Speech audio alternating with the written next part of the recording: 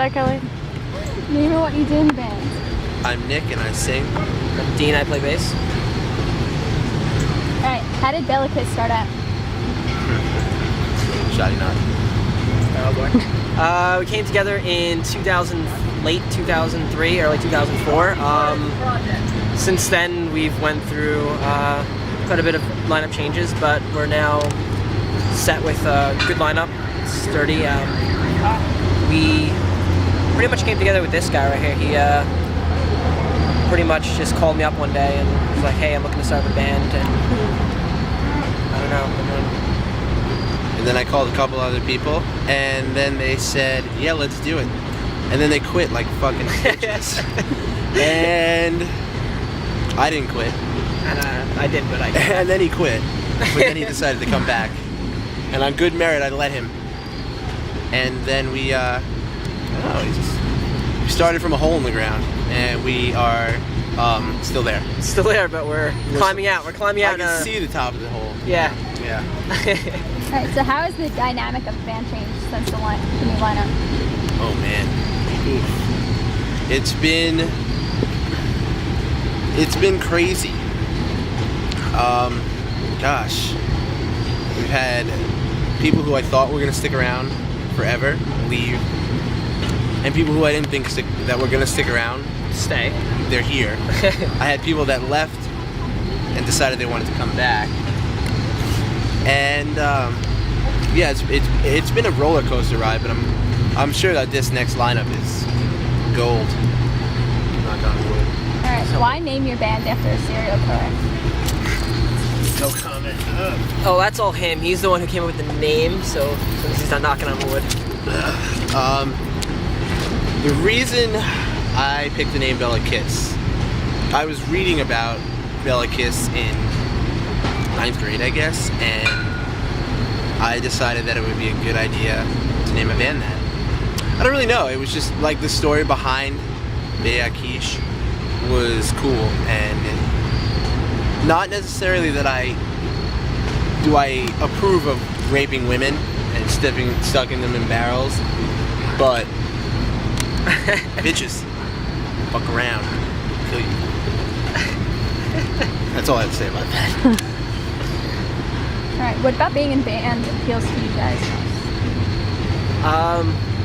Definitely the fact that you can seriously, it's almost like an excuse not to grow up, but at the same time you kind of have to grow up to survive, I guess, out on the road. Like, it's awesome being able to just get in a van and do what you love, playing shows in front of people you don't even know in random states, and get to see places you never think you get to go, and just almost act a fool, but like at the same time, like, you can totally just like, Act a fool. you have to be mature, you have to be able to survive on the road, because it's like pretty much being out on your own, you know what I mean? You learn how to grow up a lot quicker than most people.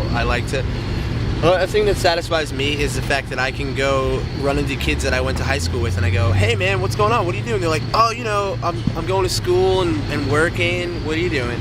"Oh, I'm seeing every state in the United States of America and some." And they go, "Awesome." And I go, "Yeah, sucks to be you." Alright, who are your musical influences? I don't know, like, me personally, like, I listen to a lot of heavy stuff, but I also listen to a lot of lighter stuff too. You know, bands like Incubus and Explosion in the Sky, some of the light ones, some of the heavier ones, you know, like All Shall Perish and Through the Eyes of the Dead, heavier stuff like that. Like, it all influences me musically, because a lot of those artists are just so talented that it's just like, it pushes me to like get better at what I do, and hopefully one day write music that's just like as monumental as what their music has been to me. I'll agree with that. That was well put. That was well put. Well put. I'm almost touched. Now I'm touched.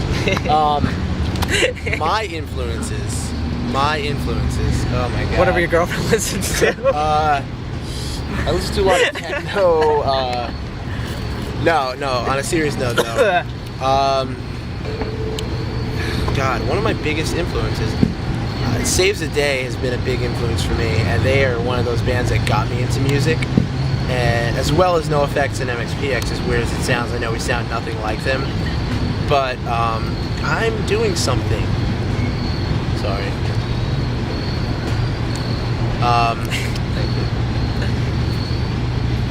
Kill that cycle. No, but honestly, influences for me vocal-wise, I like to listen to different types of stuff like the Smiths and Bjork, because they can just do so many things that can bring people in that, to me, I don't think you need to sit in a certain genre to really appreciate the fact of what people and artists are doing. Alright. Can you describe your songwriting process? None. No, usually we have a general idea, and we usually throw it out there, and you know, it gets worked around a little bit, and from there on in, parts usually get added to it, and usually the last thing we actually do is vocals. I know sometimes some songwriting processes they actually do vocals first, which is, I don't know how the fuck they do, but I think for the new record though, we've already been doing a lot of writing, and it's a little different than what we just put out, but I think it's gonna hopefully change music. We're gonna be the next AC/DC. No, not necessarily, but in ways we're gonna be doing things that are different to us and different to what people would expect from us, and we're really gonna start taking the song and putting it together piece by piece by piece. Even if it takes 10 weeks to write a song, we want every song to be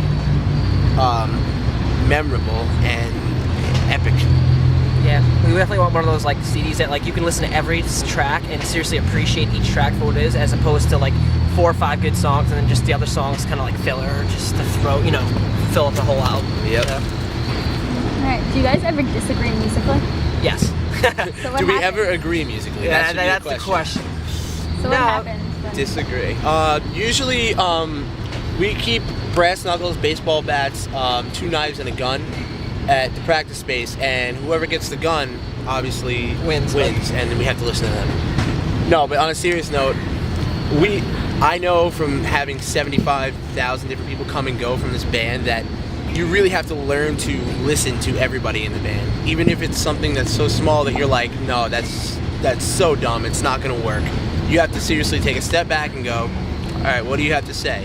And you take their input and you give it a shot, and if it doesn't work, it doesn't work. I mean, you all learn to agree, or at least agree to disagree. Yeah, I mean, we're all working for one general sound, so I mean, if it doesn't fit what we're looking for, then it's not gonna fit. Like, yeah. Which one of your songs like represents like you individually like most? Okay. I like Boy I Owe You One.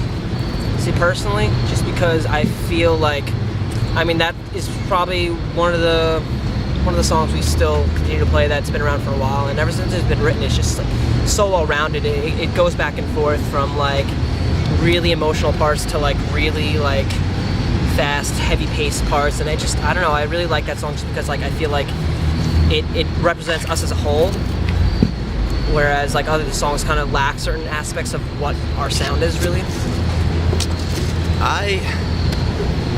I'm indifferent towards this question because I feel that I can't make this call yet, not writing this next record. I think that this next record will speak for me, will answer the next question for me in 5-6 months when it comes out. So, to be continued. So, to be continued on that one.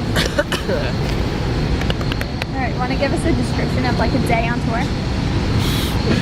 Yeah, Nick wakes up, he draws. I wake up, I get everybody else up,